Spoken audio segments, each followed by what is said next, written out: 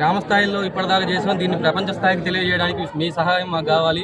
దానికోసం మేము మిమ్మల్ని కన్సల్ట్ అయ్యాం. మీరు మాకు అనుకున్న విధంగా సపోర్ట్ చేసినందుకు ధన్యవాదాలు. GO number 23, GO number 44, GO number 98 వీటి ప్రకారం స్థానికులకు పెద్ద భారీ పరిశ్రమలు ఏర్పడినప్పుడు 80% పీపుల్స్కి, నిరుద్యోగులకి ఈ ఉద్యోగం కల్పించాలని మనకి చట్ట ప్రకారం ఉంది.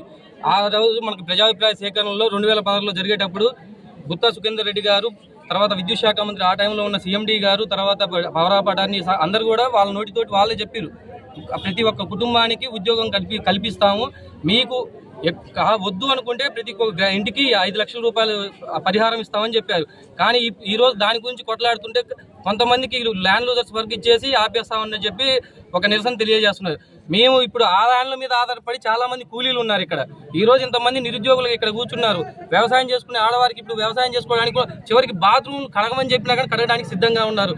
దయచేసి అందరినీ ప్రజాభిప్రాయ సేకరణప్పుడు మేము మీకు సహాయం చేసినట్టు, మీకు సహకరించినట్టు మీరందరూ మాకు సహకరించి, మీరు ఆ ఉన్నత స్థాయిలో ఉన్నారు. మీరు తలుచుకుంటే పెద్ద పని కాదు.